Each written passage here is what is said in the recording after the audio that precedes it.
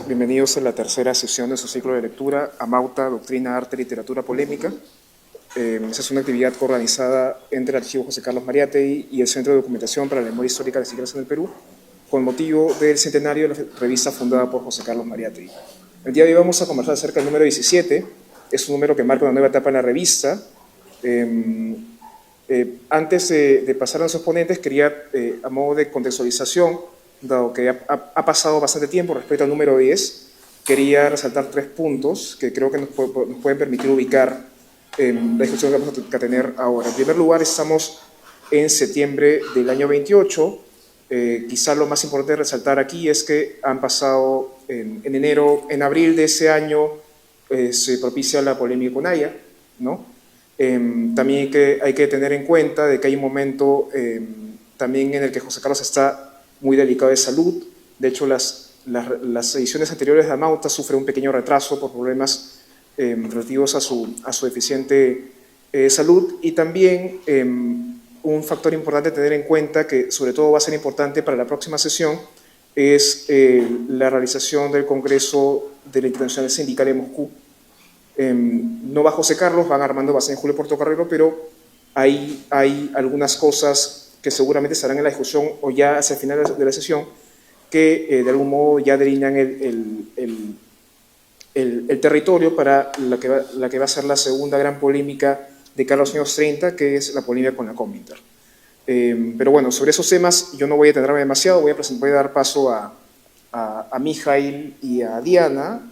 La idea es que no sea un seminario, sino que planteen algunas preguntas, una línea de discusión, y luego procedamos al resto de la hora y media que nos queda, podamos conversar entre los que hemos venido aquí, ¿no? Entonces, empezamos con Mija y luego con Diana, cada uno tiene 15 minutos.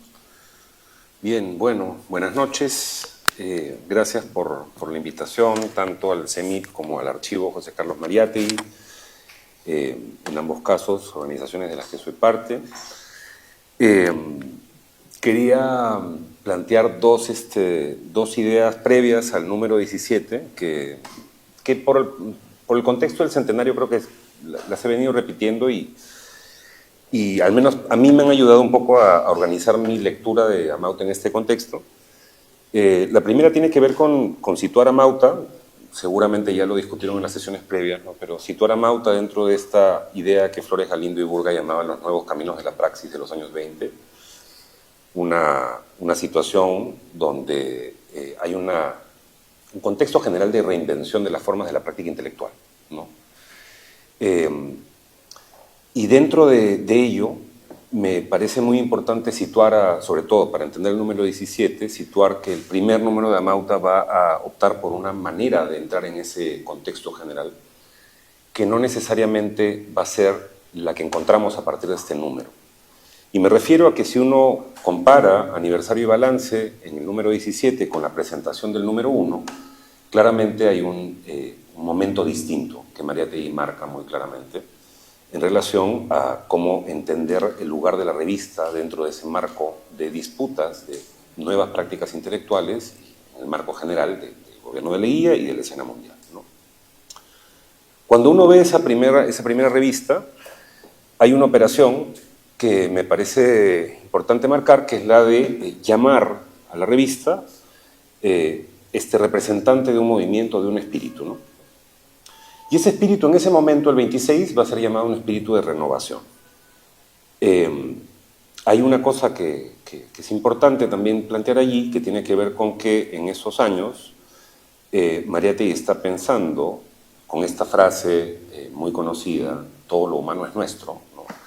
De que la revista va a ser un espacio de congregación de distintas formas, discursos, ideologías, siempre y cuando, como lo dice por allí, en el primer número, siempre y cuando haya un posicionamiento ideológico de lo que se está presentando en la revista, ¿no? No le interesa entonces esta posición más liberal, más abierta de la pluralidad o el pluralismo, sino que lo que le interesa es que haya un debate ideológico, que la revista sirva para esa definición ideológica, como lo va a decir precisamente en este número. Entonces, la fórmula que dice me gusta mucho en el número 1, cuando dice que rechaza todo lo que es contrario a su ideología, así como todo lo que no traduce ideología alguna. Y va a ser un tono general que en esos 2 primeros años la revista va a tener, y que muchas veces es leído, ¿no? Sobre todo en la última década, donde ha predominado este Mariátegui cosmopolita, vanguardista, global, ¿no? Que es el que hoy día creo que está un poco de moda, donde lo que se quiere plantear es este Mariátegui abierto. Yo pensaría que más bien había desde el comienzo una conciencia de que esta revista, como órgano intelectual, iba a cumplir una función de definición ideológica, y que sin esa definición ideológica la revista no iba a llegar a buen puerto. Y justamente lo que tenemos en el número 17 es este número de ruptura, donde abiertamente la revista se va a enunciar como una revista socialista, afirmado el socialismo como una afiliación y una fe. Es un número de cambios, es un número de nuevo formato, ¿no? De mayor extensión de páginas, ¿no? Y quiero comentar algunos elementos de la revista brevemente, ¿no? El primero tiene que ver con la portada, ¿no?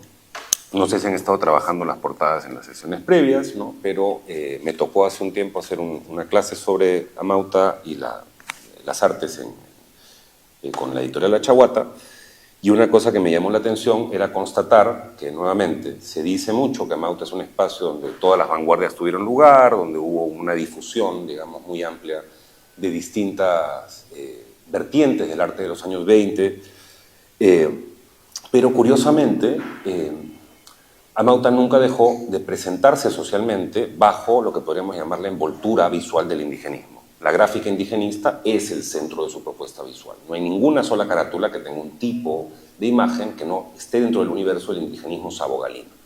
Y en particular este número tiene una imagen de un mate de Huancayo, un mate burilado. No se consigna si es un dibujo, una traducción del mate al plano, ¿no? De Sabogal o de Codecido, probablemente sea de Codecido, si no me equivoco, en ese momento Sabogal está de viaje, ¿no? Recuerdo el argumento de Natalia Magluf sobre por qué la carátula de 7 ensayos termina siendo hecha por Codecido, más que porque Mariátegui la haya escogido, fue porque Sabogal estaba afuera y Codecido terminó siendo algo mucho mejor que lo que Sabogal hubiese hecho en su momento, pero hay varias cosas ahí que podríamos mirar con más detenimiento. Entonces es una revista que prolonga, ¿no? Esa apuesta. Los mates burilados es un tema que a mí me interesa mucho, pero no me voy a detener en eso. Hay toda una historia respecto de cómo Amauta es el primer espacio de validación artística del mate burilado, pero eso lo podemos dejar para otra ocasión. Entonces estamos hablando del número donde se anuncia que un mes después va a aparecer 7 ensayos, y es un número que 2 meses después va a ser complementado por Labor, y además es un número muy próximo a la fundación del Partido Socialista.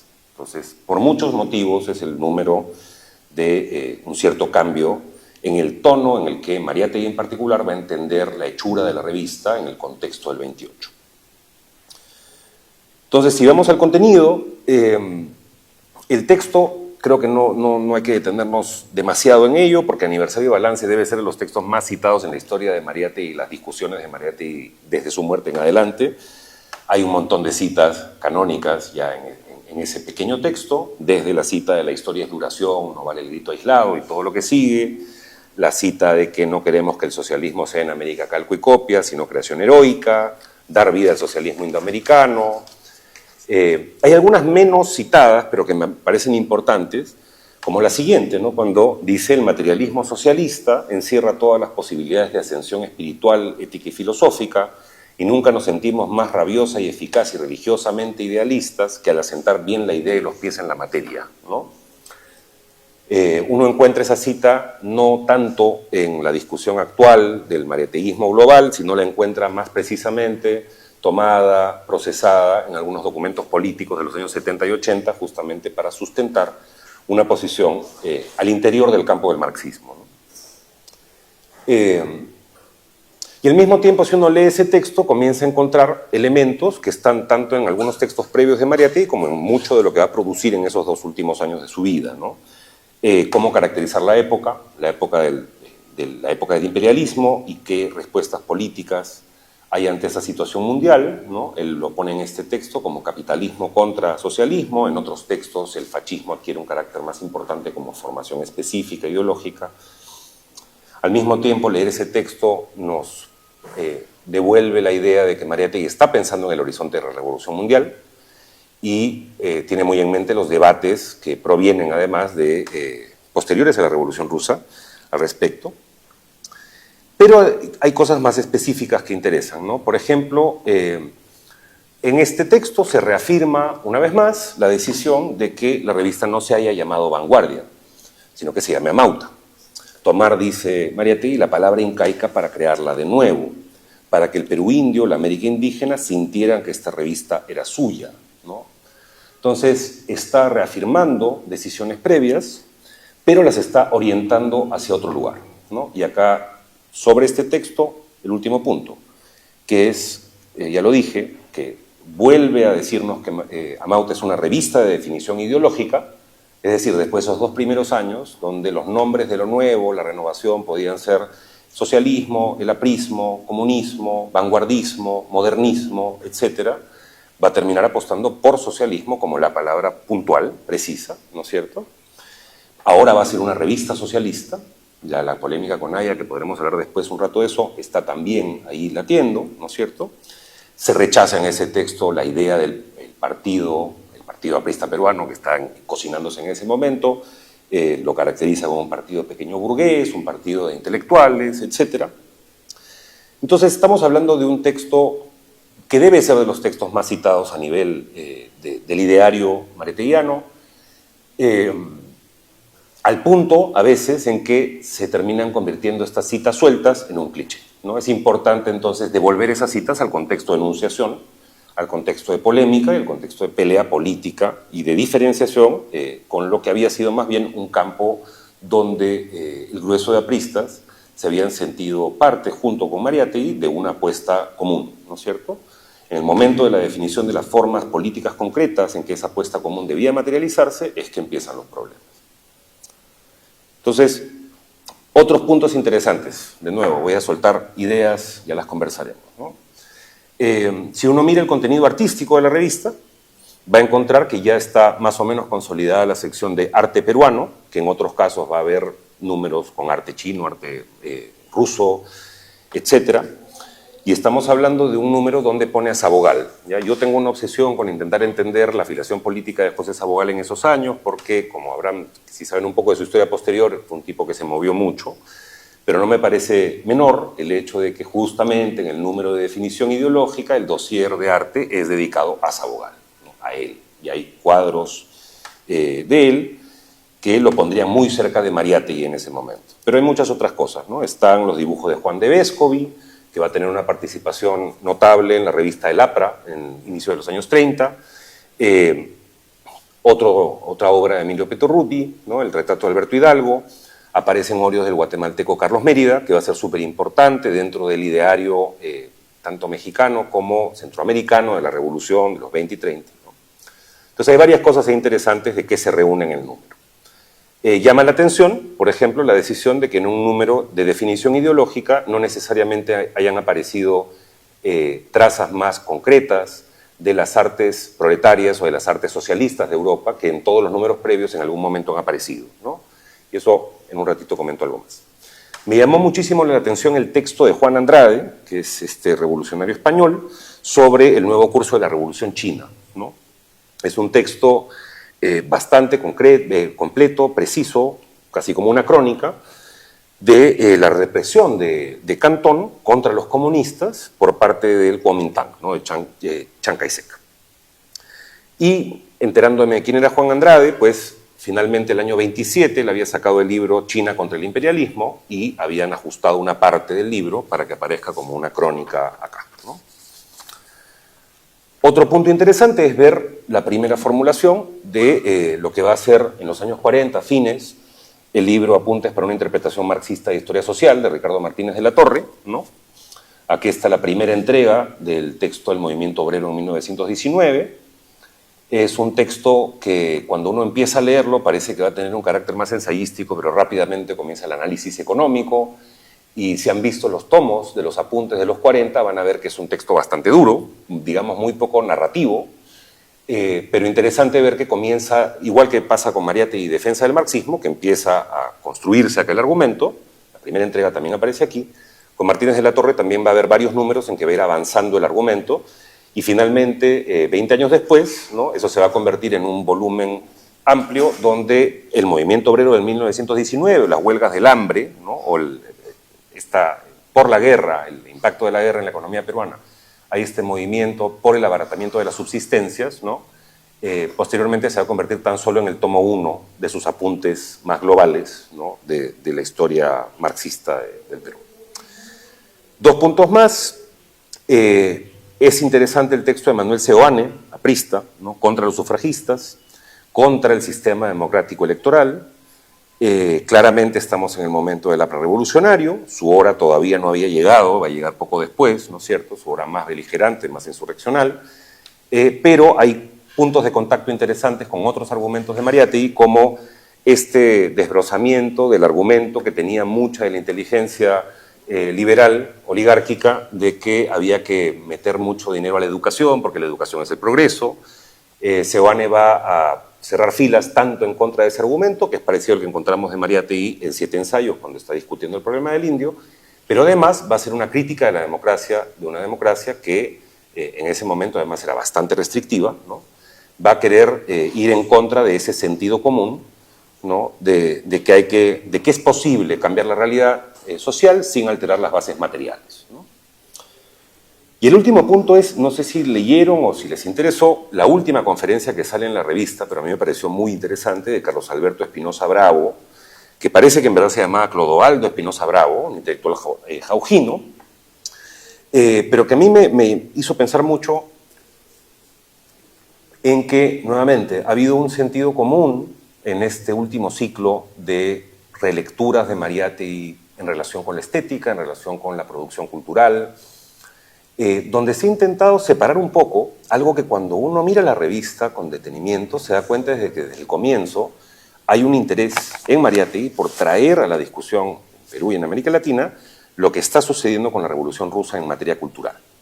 No solo por haber publicado a Anatoly Lunacharsky, ¿no es cierto?, que fue el ministro de Educación con Lenin, sino que aparecen constantemente, y uno de ellos es este texto, donde se habla abiertamente de que tiene que haber un esfuerzo por pensar una cultura artística en el proletariado o un arte proletario abiertamente. Llama la atención en este texto de Espinosa Bravo, ¿no?, de que Trotsky sea uno de los interlocutores con quien se está discutiendo. Todavía Trotsky no se había vuelto quien se va a volver a fin de los 30 en México, con esta imagen de aquel que no se quiere meter con el contenido del arte y que quiere permitir que los artistas hagan lo que quieran, ¿no es cierto?, y que hay que desubordinar o volver a autonomizar bajo otra manera el arte y la política. Acá Trotsky aparece como parte de la discusión soviética, se menciona el proletkult, a todos los intentos de organizar una nueva manera de pensar la producción cultural proletaria. Y cuando uno mira este texto, que además es bastante extenso, lamentablemente no sale en dónde fue pronunciada esa conferencia, habría que averiguarlo, ¿no? Pero es una conferencia bastante interesante, programática, parece algo dicho a poetas o artistas. Cuando uno comienza a mirar esos primeros números, desde el primer número donde aparece George Grosz y su texto, ¿no?, sobre, de crítica justamente al arte burgués, el número 4, donde está el texto de Bela Witz, este húngaro, artista húngaro que tiene un texto fantástico que se llama Arte burgués y arte proletario, uno comienza a mirar que realmente no hay base para decir que Mariátegui no tuvo interés, por lo que en 1932 él ya no lo vio, pero se va a empezar a llamar realismo socialista. ¿Sí? O sea, me parece que sí hay suficiente evidencia de que Mariátegui construyó una atención constante a qué está sucediendo con el proceso cultural de la Revolución Rusa, cómo eso está impactando además en las posiciones y opciones de los artistas europeos, ¿no?, y cómo eso debería llegar también a ayudar, discutir, plantear, digamos, gasolina al debate estético local, ¿no?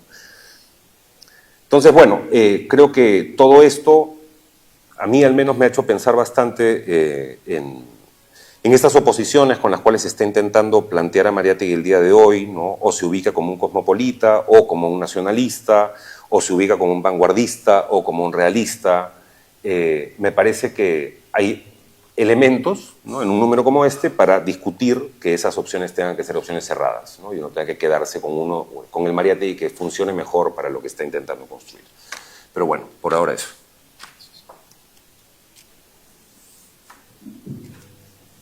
Eh, Hola, ¿qué tal? Algunas ideas que más bien preguntas que me había hecho al momento de tratar de pensar en qué proponer aquí para poder conversar o discutir. Eh, yo me interpelé por dos cosas a partir de ese número, y bueno, de números interiores porque yo diría, ¿no?, que tanto con la Universidad y Balance, que ya hablaba un poco Mijail, como el defensa del marxismo, hay dos cuestiones de por medio, ¿no? Por un lado hablamos de una suerte de balance ideológico, ¿no?, que hace Mariátegui a partir de ese número, pero también hay una polémica, digamos, metodológica, ¿no?, al criticar estas figuras que desde, bueno, desde la democracia europea y también desde los claustros, ¿no?, intenta leer o cuestionar la vigencia o fortalecimiento del marxismo. Y eso también lo hago quizá a nivel muy de trayectorias, ¿no?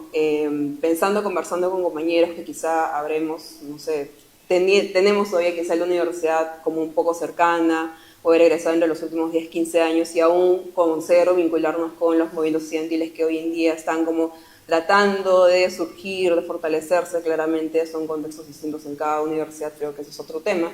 Pero me preguntaba yo, cuando leía, por ejemplo, ¿no?, en el defensa del marxismo y esto de asumirse como socialista, es cómo hoy en día nos asumimos, o cómo asumimos un pensamiento, o sobre todo una práctica política, ¿no?, porque creo que también generacionalmente se discute mucho entre las universidades el saber que no todo es como pensar o escribir, sino es también hacer, ¿no? Pero también pienso en qué posibilidades de hacer política tenemos, ¿no? O existen, ¿no? En la universidad suele restringirse claramente a la universidad, cosa que cuando los estudiantes suelen salir de la universidad, bueno, claramente sí, existen partidos, existen organizaciones, pero que no son, digamos, como una salida, digamos, continua o digamos casi orgánica, ¿no?, sino que son cosas que uno va buscando y va encontrando. Entonces yo leí esto, quizá mirando mucho el presente también, ¿no? Tratando de no leer quizá, o sea, no solamente usar esto a un autor tan importante como Mariátegui, también como tan amplio, tan leído de formas tan amplias, como una cita, ¿no?, sino también como un contexto, ¿no? Saber que Mariátegui planteó cosas que hoy en día nos podemos ir preguntando. Y yo creo que una de las cosas es este proceso de la reforma universitaria y la contrarreforma que también se dio, ¿no?, entre el 19 y el 30. Entonces, yo más o menos que quería desarrollar algunas ideas por ahí. Bueno, yo estoy preparado porque luego me disperso y ya. Entonces lo voy a ir leyendo y de repente comentando algunas cosas o haciendo algunas cosas para poder luego conversar, ¿no? Decía, ¿no?, leer a Mariátegui hoy me lleva a pensar en el reto de volver a Mariátegui no como cita, sino como contexto. No se trata de traerlo a nuestro presente como una autoridad que respalde un argumento, sino de dejar que los problemas que plantea vuelvan a interrogarnos.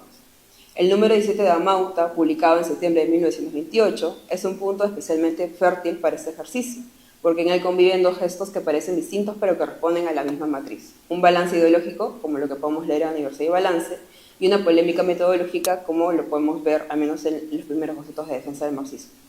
Ambos textos leídos junto al resto de la revista y a lo que me gustaría resaltar en ese espacio, que es la coyuntura en torno a la reforma universitaria, ¿no?, de 1919 y la contrarreforma posterior, que justamente se promulga en ese mismo año, en el 28, permite reconstruir quizá una posición de fondo. El socialismo no es un marco que se importa de una realidad exterior, ni una lectura que se acredita en un claustro, sino es una práctica de conocimiento que se hace asumiendo la propia realidad como punto de partida, ¿no?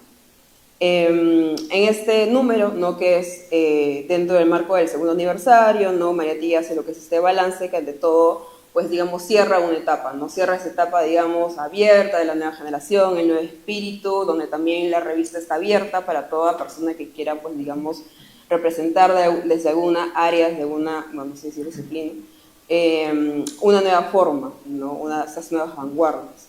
Pero ya sostiene que esto ha cumplido y que todas estos rótulos ya no son necesarios, sino, digamos, no sé si exactamente ensayo y error, pero estas propuestas encuentran su maduración no en un solo rótulo que es el socialismo, ¿no? Y esta operación de despojamiento es, digamos, metodológicamente significativa, ¿no? Mariátegui no está simplemente prefiriendo una etiqueta sobre otro, sino que está señalando que el momento de la indefinición, no este momento amplio, ¿no?, se ha agotado y que ahora asumir el socialismo exige una cierta precisión, ¿no? Entonces, como también lo había mencionado Miguel, creo que una cosa que siempre sale con Mariátegui es el ni calco ni copia, ¿no? Que claramente creo que es bueno siempre recordarlo, ¿no? Pero que exige sobre todo, ¿no? Volver a la materia, ¿no? Como también mencionaba en esta parte de este texto, ¿no? Sino partir justamente del análisis concreto de las condiciones, y bueno, que en ese momento se nombraban como indoamericanas, ¿no? Mariátegui no deja, sin embargo, que este énfasis en lo propio se confunda con relativizar, ¿no? O con rechazar ciertas categorías individuales, ¿no? Lo que él propone, ¿no? Representa una etapa dentro del proceso de una revolución mundial, ¿no? Lo indoamericano no inventa una doctrina distinta del marxismo, ¿no? Sino que aplica el método materialista justamente a una realidad específica que claramente no había sido alcanzado por la literatura europea. Por eso cierra justamente la nota editorial de Aniversario y Balance señalando que el materialismo socialista permitirá desarrollar la tarea de aceptar y comprender su época, ¿no? Asentando la idea en la materia en lugar de continuar con esto que él llama las lacrimosas metafísicas, ¿no? De ciertos intelectuales. Entonces, ¿no? Si Aniversario y Balance cierra una etapa, ¿no? Los artículos que Mariátegui empieza a publicar ese mismo año bajo el título de Defensa del Marxismo, reunidos luego, ¿no? Del número 17 en adelante, abren una polémica que es la otra cara de esta misma moneda, ¿no? Mariátegui revisa ahí estas, bueno, las llama como herejías, ¿no? Formuladas contra el marxismo desde los clases universitarias europeas, ¿no? Sobre todo digamos, a quien golpea siempre es a Henry Lehmann, ¿no? Pero también menciona a Andrea, menciona a Bernstein, menciona a otros autores. Y lo hace sin negar que la herejía tenga una función, ¿no? Él menciona esto de que la herejía es indispensable para comprobar la salud del dogma, ¿no? Porque estas revisiones, digamos, han servido también para estimular la actividad intelectual del socialismo, ¿no? Entonces, no se cae pues en esta, digamos, lectura, digamos, cerrada, sino que más bien se busca constantemente alimentarse y discutirla para poder digamos, desarrollarla, ¿no? Entonces, en sí el problema no es que se discute el marxismo, ¿no? Sino el problema que quizás pueda plantear o que podamos entender es desde dónde y con qué herramientas se le discute.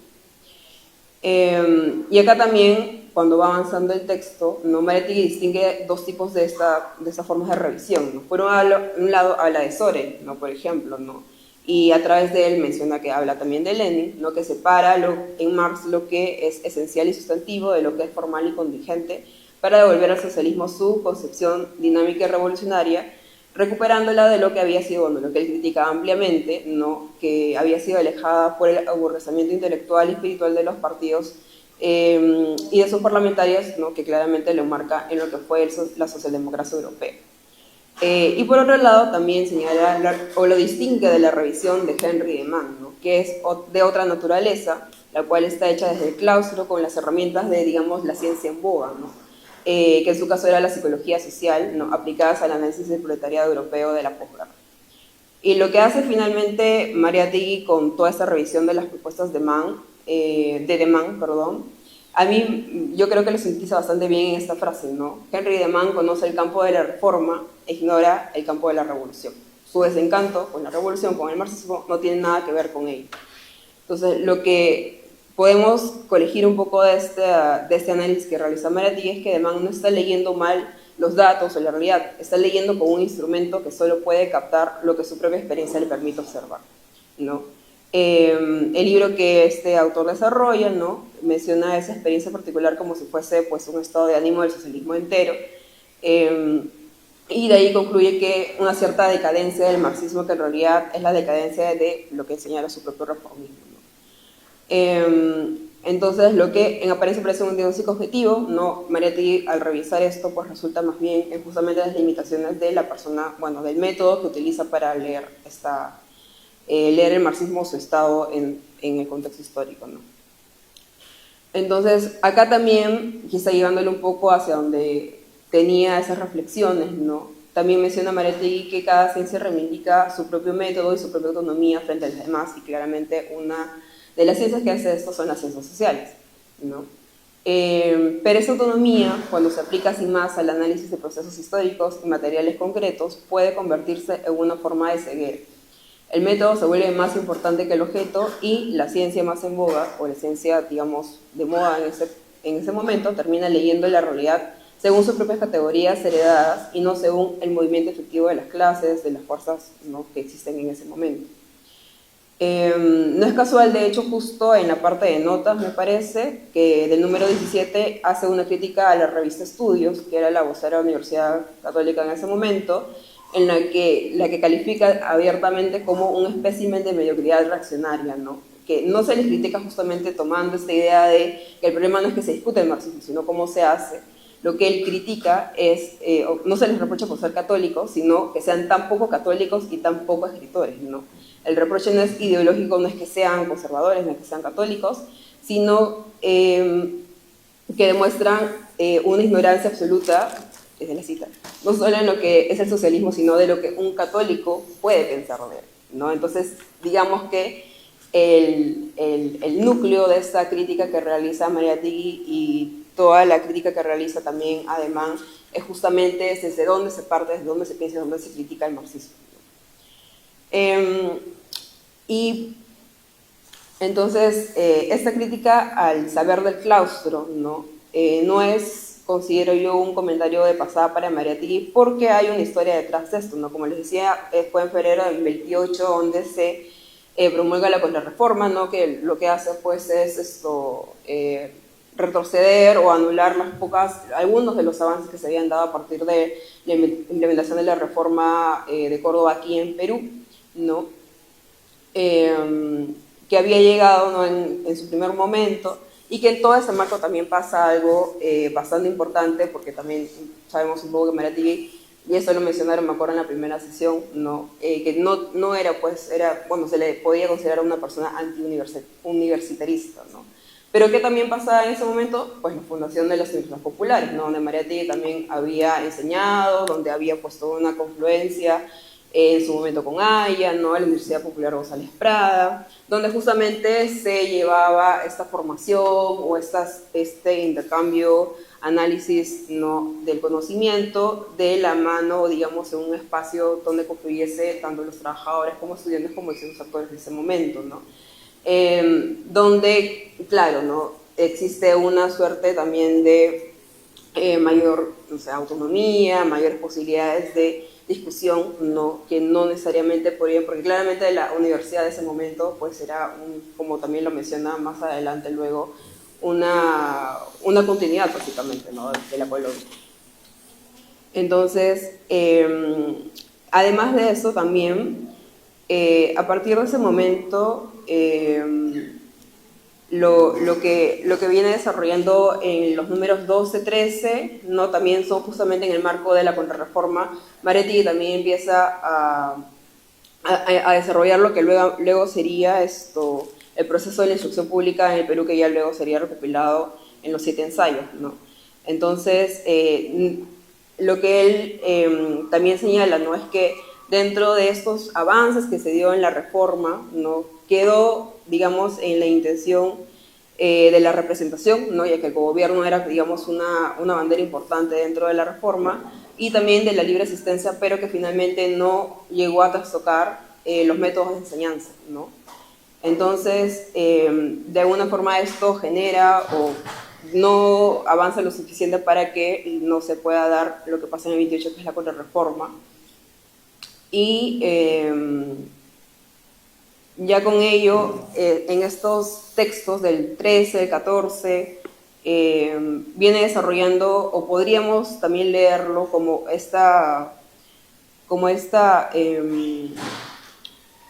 este mismo movimiento como metodológico de lo que hace en defensa del marxismo, pero con la problemática de la educación, ¿no? Digamos que no es que parta de una teoría general de la educación para aplicarla al Perú, sino del problema concreto de lo que sucede y de cómo ha sido construida la universidad dentro de la historia del país, ¿no? Quizás de forma sustancial su lectura en torno a la relación de la colonia con la universidad expresa esto, ¿no? Señala José Carlos, una cita que me gustó y que creo que sintetiza bastante bien esto, es que la verdad era que la colonia sobrevivía en la universidad porque sobrevivía también, a pesar de la revolución de la independencia y de la república demoliberal, en la estructura económico-social del país, retardando su evolución histórica y enervando su impulso biológico. Por esto, la universidad no cumplía una función progresista y creadora en la vida peruana, a cuyas necesidades profundas y a cuyas corrientes vitales resultaba no solo extraña, sino contrario, ¿no? Porque también recordemos que la reforma de Córdoba buscaba abrir o volver a la universidad como una plataforma de vinculación de la universidad con la realidad y los problemas de la realidad social, ¿no? Señala además que cuando la República quiso reformar la instrucción pública, copió modelos franceses que en lugar de corregir el concepto literario y retórico heredado del virreinato, lo acentuaron. Entonces, más o menos que podemos aquí con este caso de la educación también ver cómo es que se da esta dinámica de importar un cierto modelo extranjero, en este caso de la enseñanza, ¿no? Sin tomar en cuenta pues, la realidad en la cual se está desarrollando.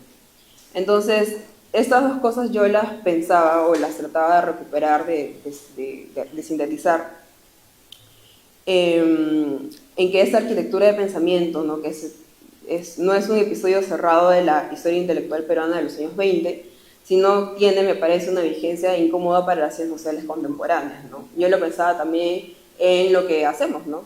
Que es un poco tratar de investigar, recuperar parte de la historia política hoy en día, ¿no? Buena parte de la producción académica actual funciona bajo una lógica que Mariátegui hubiera reconocido en Henry Mann: marcos teóricos producidos en otra latitud, validados por su circulación en revistas de cierto prestigio, aplicados luego a realidades que esos marcos no fueron construidos para explicar. Y no me refiero tanto a esta suerte de purismo, quizá más de colonial, sino más que nada a la reflexividad necesaria para poder desarrollar una propuesta, ¿no? El resultado, con frecuencia, son diagnósticos que se repiten con una cierta pomposidad conceptual, pero sin capacidad explicativa real, ¿no? Lo que quizá en ese momento aparecía como una decadencia del marxismo proyectada desde la experiencia de Mann, como les hablaba antes. Hoy yo lo encuentro, me parece, encontrar una similitud con estos eternos ciclos de crisis, ¿no? Permanentes que se señalan a la democracia, a las instituciones, a la representatividad, que se diagnostican una y otra vez sin que el diagnóstico logre nunca tocar una causa material de fondo.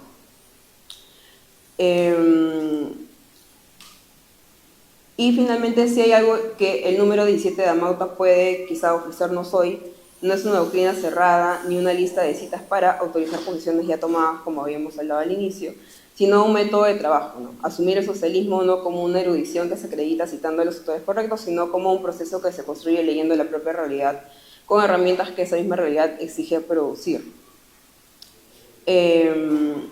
Mariátegui no llegó a esa posición por una superioridad teórica abstracta, sino haciendo una serie de diversidad, ¿no? También creo que otra de las cosas que cuando pensaba en esto de cómo se suma una posición socialista o un pensamiento, digamos, político, es también que a veces, bueno, como yo hablo quizá un poco de lo que he conocido en los recientes años, ¿no?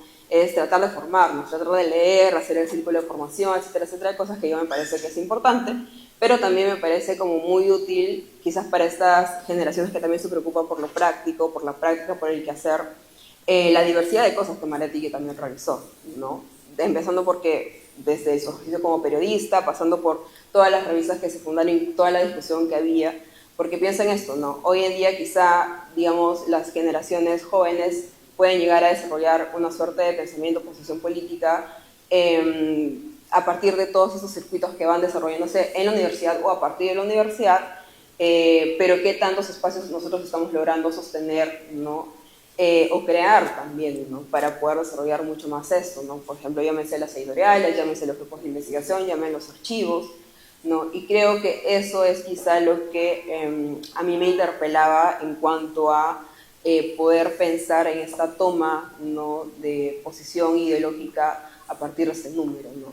El poder encontrar en la actualidad estas discusiones que en su momento se dieron sobre las reformas universitarias, que hoy en día siguen siendo objeto de discusión, a la par de si las universidades son espacios donde se pueda formar generaciones con un pensamiento o una orientación socialista, ¿no? Entonces era un poco lo que a mí, lo que yo más bien me cuestionaba y lo que también les pregunto a ustedes, si es que también hay ese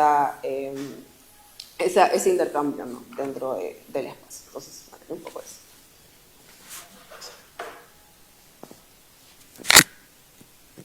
Gracias, Diana. Gracias, Miguel. Bueno, esas fueron las presentaciones. Ahora abrimos la conversación con quienes nos acompañan. Si alguien se anima a participar o con alguna reacción frente a las intervenciones de Miguel y Diana.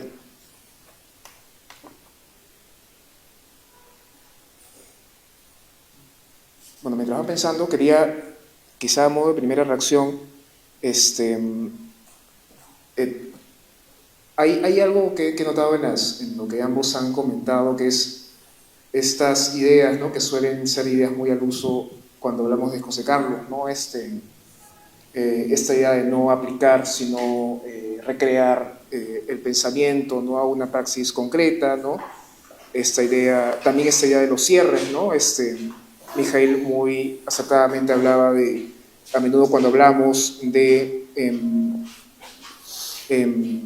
pensamiento de Mariátegui, usualmente los mariáteguismos, por así decirlo, han tendido a crear una interpretación enfatizando ciertos aspectos en desmedio de otros, ¿no? O Mariátegui es o nacional o internacional, o Mariátegui es, por ejemplo, ¿no? La división entre Mariátegui como intelectual, Aya como político, ¿no?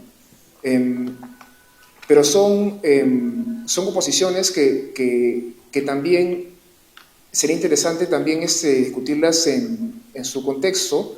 Lo decía porque tal vez esa sea una manera de entrar a uno de los temas de fondo que está detrás de esta creo que es la polémica con Aya, ¿no? De repente, para empezar con Miguel, de repente, recordaba una nota, es anónima, el número 15 de Amauta.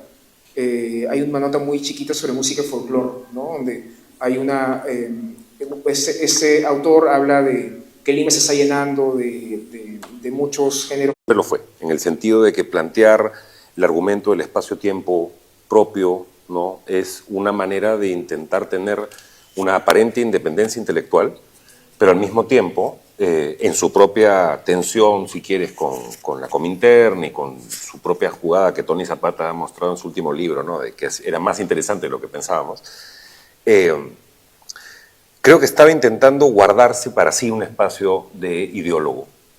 Mientras que Mariátegui me parece que tenía un perfil distinto, un entendimiento distinto de qué tipo de cosas se puede hacer con el marxismo. Y siempre lo plantea él en varios textos, es la figura del aclimatamiento, ¿no? Que a mí me gusta más el aclimatamiento a la traducción, ¿no? Por ejemplo. Porque el aclimatamiento, y lo dice en Aniversario de Valencia también, ¿no? Y en Defensa del Marxismo, es reconocer el origen histórico de una doctrina, pero mostrar que esa doctrina va cambiando conforme va encontrando nuevos espacios de praxis, ¿no? Yo creo que ahí hay una posición insalvable entre ambos planteamientos. Pero al mismo tiempo creo que es importante atender a que en Aniversario y Balance, cuando afirma la palabra socialismo, él va a decir, antes nos hemos llamado antiimperialistas, nacionalistas, etcétera, y el socialismo las reúne a todas. Ahí también hay un gesto interesante, que creo que es parte de la polémica con Aya, ¿no? Que es parte de intentar, es casi que tirarle una chiquita diciendo, en verdad, estás poniendo el énfasis en donde no debe estar, ¿no? Lo que tiene que estar de fondo es la lectura de cómo te sitúas en el campo socialista, ¿no? Cómo te sitúas en el horizonte de la Revolución Mundial, cómo estás pensando cuál es el aporte específico de este espacio social, no tanto para hablar de geografía, ¿no? Porque en un momento dice el comunismo incaico es la prueba de que existió el más grande imperio comunista en el pasado, ¿no es cierto? Hay un enorme y largo y a veces tedioso debate sobre si tuvo razón o no en hablar de esto en esos términos, ¿no es cierto?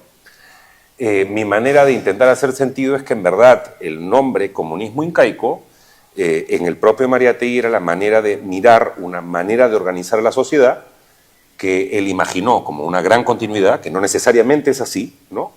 Pero que era su manera de señalar que existía una lógica propia en la organización comunal, campesina, indígena, ¿no? Y la otra cuestión es que cuando se le imputa a Mariátegui o europeísta o nacionalista en sentido estrecho, creo que se pierde de vista que su nacionalismo era un nacionalismo, como tú lo dijiste también, en ese momento se llamaba indoamericano, ¿no? Entonces, ¿cómo construyes esas bases de lo nacional en un contexto donde hay una historia de represión colonial fuerte que hermana más bien a toda una región en su conjunto? Y creo que ese era un punto de contención entre Mariátegui y Aya. Creo que Mariátegui optó por leer esa historia desde el marxismo, por leerla de una manera en la cual la conclusión obvia de todo aquello era que en un país donde la gran mayoría eran campesinos indígenas en ese momento, La revolución tendría que hacerse cargo o tendría que tener una estrategia muy clara de qué hacer con esa mayoría poblacional. Ahí creo que se construye la polémica. Ahí se construye la cuestión del partido, de qué carácter va a tener este partido, de quién va a conducir ese proceso. Lo veo bastante ligado, ¿no? Por eso nuevamente pienso que la jugada de Haya, a pesar de que fue magistral en el sentido de que logró tener 100 años posteriores de doctrina y programa de gente que convenció, siempre tuvo una especie de vicio o trampa desde el inicio, ¿no? Donde estaba intentando mantener para sí un espacio de enunciación que buscaba una originalidad, que también son los grandes debates alrededor de Haya, ¿no? Si realmente fue así o si es que era alguien que estaba haciendo un mix con ciertas ideas mexicanas y mezclándolas con ciertas ideas marxistas para ver qué salía al respecto. Ya, esa sería una primera reacción. Hay más cosas que decir, creo. ¿Qué dices, Diana? ¿Te prestas? O sea, yo pienso... No, yo tengo Las tienes tú. O sea, yo pienso, quizá a nivel de trayectorias también, para no repetir un poco lo que tú has mencionado, se suele decir, bueno, no se suele decir, sino también está, por ejemplo, la conformación de los propios partidos de ambos, ¿no? El hecho de, en cuanto a trayectorias, ¿no? Que Mariátegui, cómo es que llega a conocer la realidad nacional, no necesariamente a partir de su rol, bueno, de ideólogo, etcétera, de cosas, sino a partir de un ejercicio como el periodismo, ¿no? En un inicio, ¿no? Que luego recuerdo un poco sobre esta mención a lo de la sociedad incaica, la sociedad andina, en torno a su relación, o sobre todo, creo que hace un poco en esos términos de su proclividad, ¿no? Su posibilidad de acercarse a abrazar el socialismo una vez como haya habido toda esta, digamos, fortalecimiento, etcétera, en torno a la conciencia revolucionaria y socialista, ¿no? Y quizás su conocimiento de causa también podía haber hecho desarrollar una cierta línea, porque finalmente en un punto también hay como un quiebre, pues, ¿no? Bueno, el propio quiebre. Mientras que, por otro lado, también como todo el aprismo, toda la trayectoria de Haya como dirigente estudiantil, la Universidad de Trujillo, ¿no? Y toda su asociación quizá un poco más ligada a las clases medias, etcétera, de cosas, también podía marcar pues una segunda forma de, ¿no? Ahora, claro que también está esta cuestión de que, bueno, Mariátegui tampoco es que le alcanzó la vida para poder saber un poco cómo habría podido terminar orientando al Partido Socialista, ¿no? Y ya, bueno, luego llegó un poco a esto, pero también pensaba un poco en lo que mencionaba Raúl al inicio sobre los congresos que se dieron también en esos años, donde los delegados también tenían mucho esta posición, ¿no? De no, digamos, defender o sostener, digamos, las propuestas que se daban o se desarrollan de forma autónoma, ¿no? Me acuerdo que también uno de los representantes de los congresos no era necesariamente, era Portocarreros, no me acuerdo cuál era el apellido de uno de ellos, y por otro lado era un dirigente sindical, ¿no? Entonces también creo que en esa parte, digamos, tomó toda esta digamos, red, ¿no? Ligada quizás a Mariátegui, también tenía otra caracterización y por lo tanto también otro desempeño, ¿no? dentro de ese contexto. Quiero añadir algo más, algo en lo que Eduardo Cáceres viene insistiendo últimamente, que es pertinente para discutir este número, ¿no? ¿En qué medida la ruptura con Haya es la ruptura con los apristas? Y esto es importante de ver en este número. En este número está Orrego, está Seoane, dibujos de Vescovi. Estamos hablando de intelectuales que, a pesar de la ruptura entre las figuras fuertes, digamos, quienes tenían digamos, una capacidad de ser ideólogos, van a seguir colaborando. Entonces, el que ya no sigue colaborando es Haya mismo. No va a volver a publicar un número, pero todo lo que viene después, durante la vida de Mariátegui, los apristas van a seguir formando parte de ese campo, a pesar de que se ha dicho con tanta claridad de que es una apuesta específica. Ahora, ¿cómo cambia eso después de que se funda el Partido Socialista 2 meses después? Habría que mirarlo, pero según lo que hemos estado revisando con Eduardo, muchos apristas van a seguir siendo colaboradores constantes. Entonces, ¿hasta qué punto es una ruptura entre personalidades o es una ruptura entre todo un entramado intelectual que más bien había operado como junto durante un tiempo? Por eso decía, Seoane va a estar en este número y cuando uno lee el texto no percibe una nota polémica. Al contrario, uno percibe que están de acuerdo en lo básico. Entonces, cómo eso se va a trasladar luego a la historia política, la historia de los partidos concretos, qué habría dicho Mariátegui en los años 30 cuando hubiera la insurrección de Trujillo, que no tenemos idea, ¿no? Pero ya lo que quiero decir es que hay como un campo donde las cosas no parecen ser tan blanco y negro, como que apristas y comunistas están absolutamente en antagonismo, ¿no? Y eso habría que revisarlo más precisamente. ¿Sí? ¿Sí es esto? Bueno, ¿alguien quiere intervenir para continuar conversando? A ver.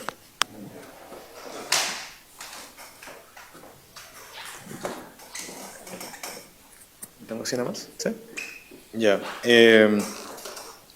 Un tema que los dos han mencionado, sobre que voy a improvisar una idea ahorita, es el papel, digamos, o el espacio de la intelectualidad respecto al partido, ¿no? Una crítica, por ejemplo, hacia el APRA es esto de pensarlo no solamente como un partido de clase media, sino de liderazgo, digamos, de clase intelectual.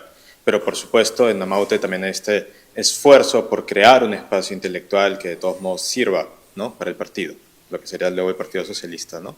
Pero esto va de la mano con lo que menciona Diana sobre la relación de Mariátegui con la universidad, ¿no? En otras palabras, la pregunta por de dónde viene el intelectual, cuál es la extracción de clase del intelectual, pero también cuáles son las limitaciones de su participación cuando está, digamos, constreñido por un espacio institucional como el de la universidad, ¿no? Entonces, tal vez la pregunta sería cómo pensar eso ahorita cuando, digamos, cuando pensamos en un intelectual, hoy en día es un intelectual universitario, ¿no?, que es profesor universitario, que es investigador universitario, cuya principal relación es con la academia a través de la publicación de papers, libros constantes, ¿no? Entonces, ¿cómo pensar eso ahorita? ¿Cómo contraponer esa figura, digamos, del intelectual académico, que es naturalizada ahorita, con la del intelectual, no sé, orgánico, si queremos poner un término? ¿Quieres decirlo tú?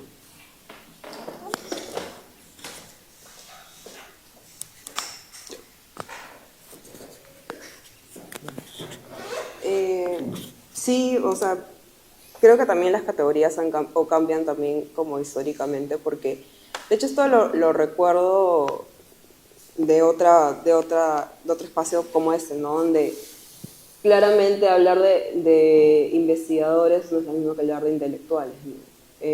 Hoy en día, y también cuando pensaba este tema de la reforma universitaria, es si realmente la universidad, aún con todos sus avances y retrocesos, ha dejado de ser como es, ¿no? O como era hace 100 años, creo que realmente no lo es, ¿no? Más con, bueno, si hablamos de universidades públicas, ¿no?, donde también en los 70s, los 80s, pues claramente ha habido un pico de desarrollo político bastante importante, pero qué pasó después de los 90s y cómo es que la actual reforma universitaria al final termina negando, limitando casi por completo la posibilidad de desarrollar ese tipo de figuras, ¿no?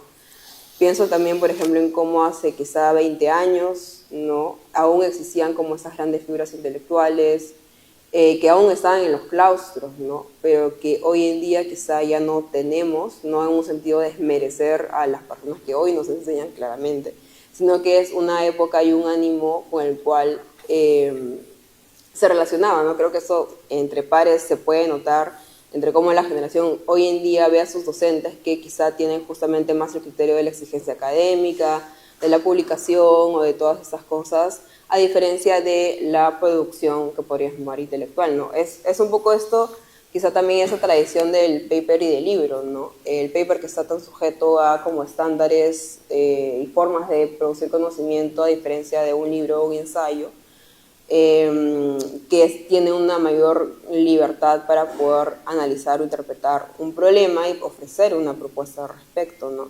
Y eso también lo pensaba y creo que Raúl hace poco lo mencionó en redes sociales y de hecho yo me parece muy, muy pertinente, ¿no?, que era ese tema de que hoy en día somos grandes glosadores, ¿no? Si nos citamos y discutimos y leemos y leemos y leemos, pero realmente cuántas apuestas de interpretación con herramientas y categorías propias hay hoy en día, ¿no? Y claro, también la intelectualidad ahora está como revestida de un cierto tufillo, porque de hecho creo que sobre todo en el norte global, quizás en Estados Unidos, sobre todo está esta cuestión del intelectualismo, ¿no? Que se vincula mucho con el fascismo. Pero también, ¿qué intelectualismo estamos defendiendo, podemos defender hoy en día?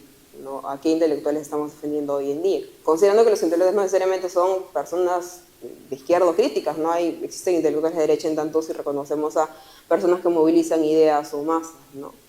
Entonces, sí, yo creo que más bien creería yo que es una pregunta en desarrollo que deviene o que al final nos deja como una cierta tarea, ¿no? Yo pensaba mucho también en este contexto en el cual Mariátegui, pues claramente no ve, o sea, una universidad, ¿no? Que es heredera de esta sociedad colonial, que al final tiene toda una lógica que sigue siendo enclaustrada con la posibilidad que generan, por ejemplo, las universidades populares, ¿no? Lo que existe a través de los circuitos, ¿no? Las vanguardias que existen a lo largo del país y también de la región, las revistas, los movimientos, digamos que todas estas formas de pensamiento, de discusión, había muchos más recursos y espacios, ¿no?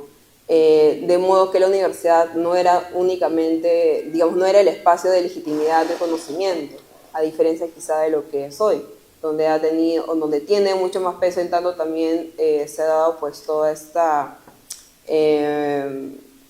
bueno, básicamente subsumidos, ¿no? a la lógica del capital, pues, ¿no? Donde también el profesional, o sea, ya no es tanto una formación intelectual, sino es una formación profesional, académico profesional, como se le dice hoy en día. Tanto tienes que salir a desempeñarte o ejercer una cierta profesión, pero no necesariamente hay condiciones, bueno, ni las hay en la universidad pública, para desarrollar ese tipo de ejercicios, ¿no? Incluso mucho menos el tema de la investigación. Bueno, es un tema muy contemporáneo, tampoco me quiero hablar solamente de eso, pero es algo que viendo este contexto, viendo lo que escribe Mariátegui al respecto, creo que hay como muchas cosas que siguen estando como muy latentes y muy vigentes, ¿no? Bueno, yo tengo un par de ideas a partir de lo que planteas. Lo primero es que, a ver, a veces cuando pensamos en la polémica Aya Mariátegui, nos representamos a ella como si fuese un pequeño burgués que nunca tuvo contacto con ningún tipo de masa. Y eso tampoco es cierto. Es decir, detrás de la trayectoria intelectual y política de Aya están también las revueltas de los cañeros, está todo el movimiento en el norte. Curiosamente, hasta el día de hoy sigue siendo de los espacios donde ha pregnado el APRA históricamente como fuerza, ¿no? Entonces, creo que hay que buscar más precisión en cuanto a dónde está el diferendo entre dos maneras de pensar la función de los intelectuales en la política. Yo diría que el problema de fondo es que mientras que para Mariátegui los intelectuales tenían que articularse con lo que hoy llamaríamos el movimiento social, lo que ella pensaba es que tenían que liderarlo. Ese es el matiz, ¿no? Finalmente lo que rechaza Aniversario Balance es que el partido sea un partido pequeño burgués hecho por intelectuales, ¿no es cierto?, profesionales, que sean los que conducen a las masas. Y cuando uno ve la fundación del Partido Socialista, no es menor el hecho de que lo funde con trabajadores ambulantes, etc. Es la figura de la articulación. Entonces, tanto el esfuerzo de Amauta, el esfuerzo de Labor y la propia concepción del partido están pensadas en función de la articulación, que es que el intelectual, en este caso Mariátegui, pone su trabajo, su labor, su esfuerzo, su energía en la articulación con esos otros actores que tienen sus propias perspectivas sobre cómo llevar adelante un partido, una gesta política, etc. Entonces, por una parte eso, que es, me parece que tenemos que pensar un poco más concretamente el diferendo, ¿no? Y por otra parte, pensando en lo que decías, creo que diste en el clavo cuando adjetivaste a un cierto tipo de intelectual como académico, porque el problema no es si uno, digamos, qué es lo intelectual en general, es que hay muchos tipos de intelectual hasta el día de hoy, que la idea misma parece haberse venido a menos, se ha declarado la muerte de los intelectuales, pero si uno ve la escena política actual, hoy en el Perú, en nuestro actual proceso electoral, uno puede encontrar, haciendo un pequeño ejercicio simplemente, yo veo que los intelectuales académicos han encontrado representación en Jorge Nieto y el Partido del Buen Gobierno. ¿Sí? La gente del universo de los papers, de la tecnocracia, de la gente que hace 10 años estuvo con PPK, hoy tienen su propio espacio orgánico de representación, ¿no? Por otra parte, hay que tomarse en serio lo que dijiste, que los intelectuales también son de derecha. Miki Torres es el intelectual de derecha por antonomasia de Fuerza Popular. Es el que ha organizado la Escuela Naranja, es el que ha organizado el relato histórico sobre qué pasó en los años 80 y 90, por qué Fujimori salvó al Perú, ¿no es cierto?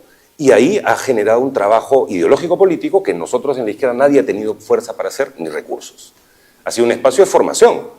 Entonces, realmente han reproducido una doctrina, una manera de narrar, y es lo que vamos a tener ahora en la discusión sobre la memoria y todo eso, que sabemos que para los fujimoristas es súper importante. Además, que no es un asunto menor. Hace 15, 20 años vienen insistiendo en ello, y estando en el gobierno, suponemos entonces que van a querer hacer que esa narrativa que han preparado con tanto cuidado y con tanta plata metida, como en todo lo demás, ahora se convierta en la narrativa oficial. Eso es un trabajo intelectual. Por otra parte, a mí me parece interesante ver la trayectoria de Anaí Durán, como alguien que más bien, desde su alejamiento de la opción del 2021 y su entrada en el campo, digamos, de todo lo que sucede con Castillo y toda la posterior movilización, desde su libro del 2022, de Estallido en los Andes, yo veo ahí una figura muy clara de un intelectual militante, que lo que está haciendo es pensar en la articulación de los intelectuales y no en el liderazgo necesariamente. Si seguimos con las posiciones, una cuarta variante puede ser Alberto Vergara, Carmen Maqueboy y los intelectuales públicos, que recuerdo que estuvimos con Raúl el 2021, el año del Bicentenario, en esta sala, discutiendo justamente cómo ellos habían sido las voces oficiales de ese Bicentenario desde el establishment, ¿no? Entonces, creo que hay que caracterizar más precisamente la praxis intelectual. Y también alejarnos de la idea del simple desprestigio, de la idea de que ya no tienen lugar.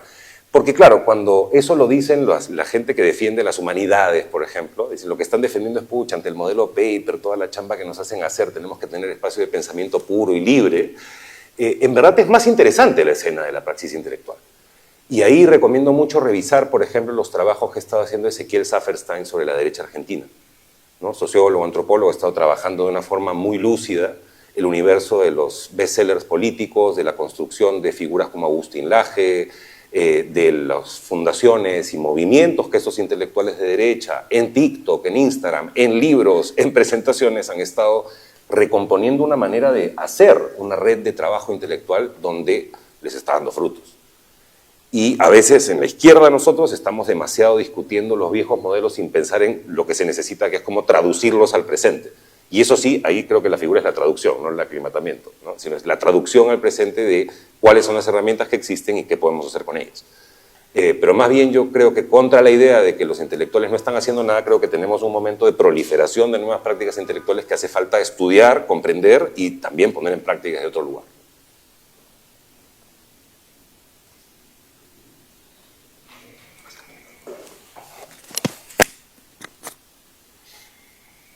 Sí, a modo tal vez de complemento también recordar que, de hecho, para José Carlos el problema no eran los intelectuales, sino el tipo de intelectual. Y recuerdo que en la escena contemporánea hay textos, de hecho, donde él tiene una crítica que ve mucho también de esa posición incómoda de los intelectuales dentro del marxismo. Recuerdo, ahora que mencionas a Eduardo Cáceres, él tiene un texto cuando Sociología y Participación, la revista de los intelectuales velasquistas, sacaron un número dedicado a Mariátegui, ¿no? Creo que fue pre-Coloquio de Sinaloa, en donde él critica mucho esta, bueno, es una interpretación de Mariátegui que está muy presente en la academia latinoamericana, ¿no? Que es de Costa Rica, ¿no? Ya, sí. En donde él más bien reivindica, menciona con acierto de que José Carlos tenía cierto, no desdén, pero cierta desconfianza ante cierta versión de los intelectuales, pero que los defendía justamente como por función articuladora del movimiento social. En tanto que, y ahí tal vez podría ser una oportunidad para volver al tema de la polémica de Mariátegui, que él atribuía la función dirigente del movimiento social al clase obrera, ¿no? Mencionaba, creo que Eduardo mencionaba contra la versión de José Arico que ponía como centro, como eje medular del proceso revolucionario a la figura intelectual, ¿no? Eduardo Cáceres oponía más bien la idea de un intelectual que organiza, acompaña y articula, ¿no? En todo caso, tal vez valdría la pena volver hacia pensando, ¿no?, esa caracterización de los intelectuales que propones, Mijail, cómo es que, por ejemplo, eso se ve en los dos proyectos que finalmente entran a encontrarse en ese momento, ¿no? El de José Carlos, ¿no?, que frente a ese impulso de Haya de fundar un partido nacionalista liberador y pues usar las elecciones, él denuncia que tiene esta fiebre del caudillismo, ¿no?, etcétera, y más bien la figura de lo intelectual que está presente en Haya, y por qué no también extenderlo a los intelectuales que conformaron también el PC, ya lo de la muerte de José Carlos, ¿no? Tal vez por ahí podría haber una figura interesante de discusión. Bueno, lo dejo.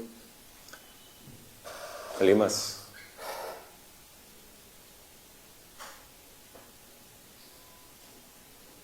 Sí, hay que darle...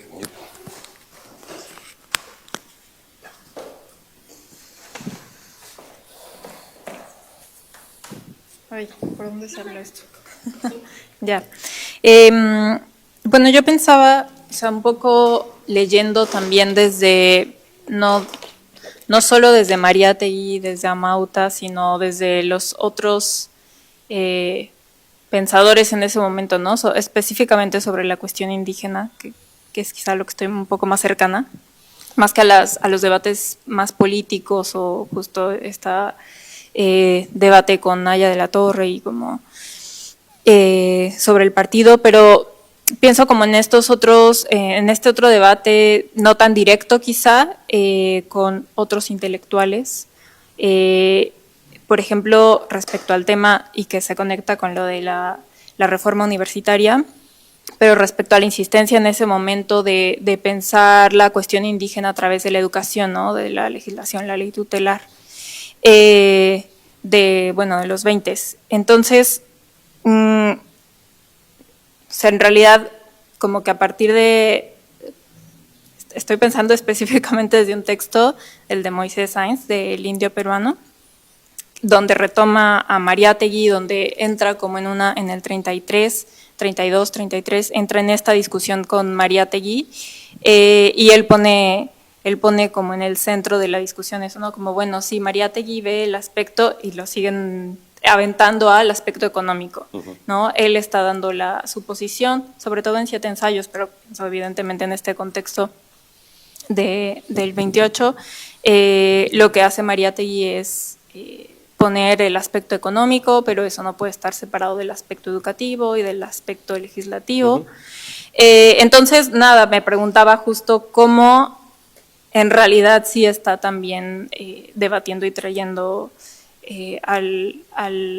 como en esta cuestión de la posición ideológica, ¿no?, todos estos otros puntos, y cómo hay un intento de seguirlo separando, o sea, seguirlo disgregando y seguir como orientando esta posición ideológica al sector o al aspecto económico simplemente, ¿no? Y pareciera que todo el resto, o bueno, política evidentemente, pero como que todo el resto de discusiones y de problemáticas quedarán fuera. Eso por un lado, y también me parece bien interesante cómo abre el número y digamos poder como diferenciar entre que él lo señala, ¿no? Es un problema de época, por un lado, o sea, capitalismo, socialismo es un problema de época y por eso ese es el problema, y de ahí tomar, o sea, decir como esta es como la revolución es socialista, y de ahí pensar en la particularidad nacional, ¿no?, de ese problema de época. Me parece como, o sea, sugerente iniciar por ahí, pero también con esta idea de que la intención es como pasar la coyuntura, ¿no? No es algo de contingencia, sino o sea, como inicia diciendo, lo importante es como perdurar, una cosa así dice.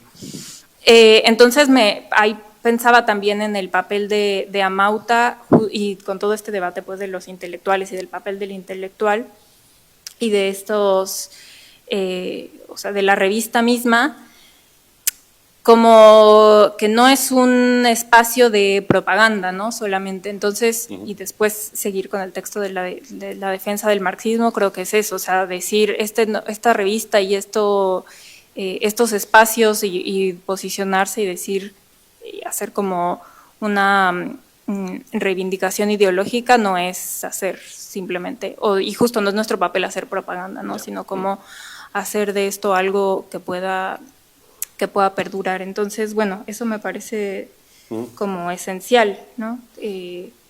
Discernir ese problema epocal y qué tanto el resto están pensando también en eso, ¿no? En ese lugar del problema de época. Eso.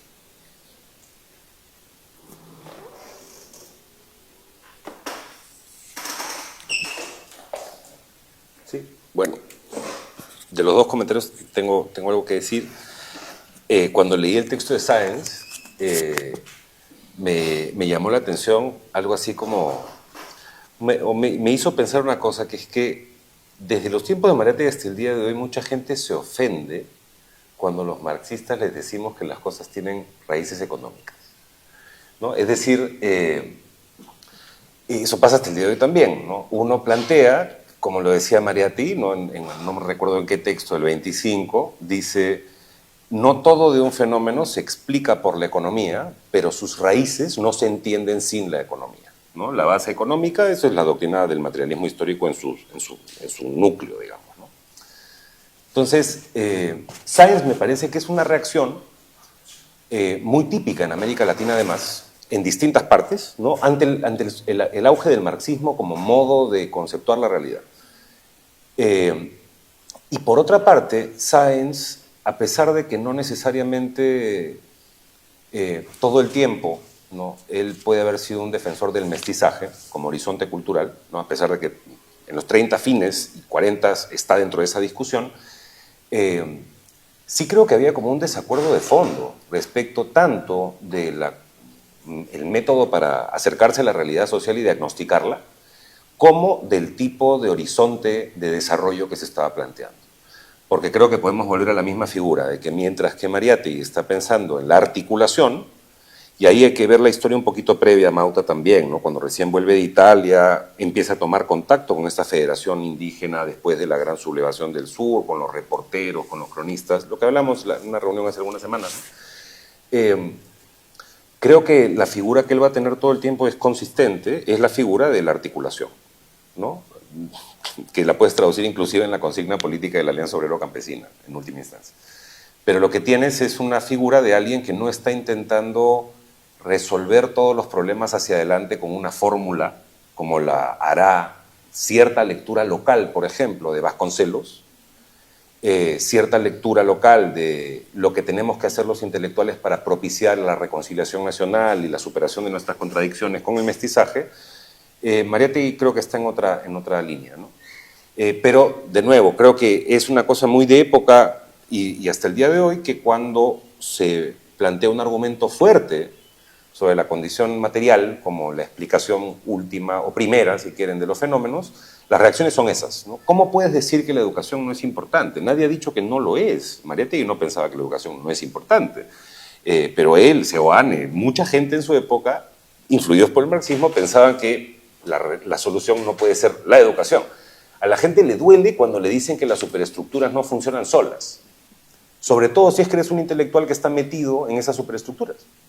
Si eres una persona que está metida en la educación, conozco muchos colegas, ¿no?, que son personas que están en la educación de alguna manera u otra y que no les gusta escuchar eso, ¿no? Creo que Sáenz es un caso más de eso, de esa incomprensión, esa dificultad de que el argumento no sea caricaturizado y te digan que solo te interesa lo económico. Ya. Y sobre el segundo punto, coincido en que Amauta no es un espacio propagandístico propiamente, pero sí habría que darle un poco de crédito al tipo de prosa que uno encuentra. Cuando uno ve el texto que señaló Diana sobre la crítica de la revista de la Universidad Católica, es una prosa bien ácida, es una prosa polémica de caracterización de mediocridad pequeño burguesa, de una cosa que ni siquiera da para ser reaccionaria. Y, por ejemplo, a pesar de que no es un órgano propagandístico, ni es una revista exclusivamente pensada para la clase obrera, como lo va a hacer Labor, ¿no? Mira, por ejemplo, en este número está el aniversario de Sacco y Vanzetti, ¿no? Y que cuenta, además, no habían podido celebrar o publicar algo porque Amauta había estado cerrada, ¿no?, por disposición del gobierno el año previo, pero el número 17 aprovechan para hacer este homenaje con 2 silografías muy bonitas y al mismo tiempo plantear con un lenguaje muy combativo que te podrías encontrar en un volante de la misma época mimeografiado, o como Osi Martillo de los 30, cuando el PC tenía sus propios volantes o afiches o revistas. Sí es un lenguaje de la política, y eso sí quería marcarlo simplemente. O sea que, entonces, está ese lenguaje, solo que el instrumento que es Amauta no necesariamente es el que está diseñado para ese tipo de circulación más combativa, directa, de consigna, pero sí es un lenguaje que está alimentado por esa misma fuerza que te vas a encontrar en la labor más directamente propagandística. Sí.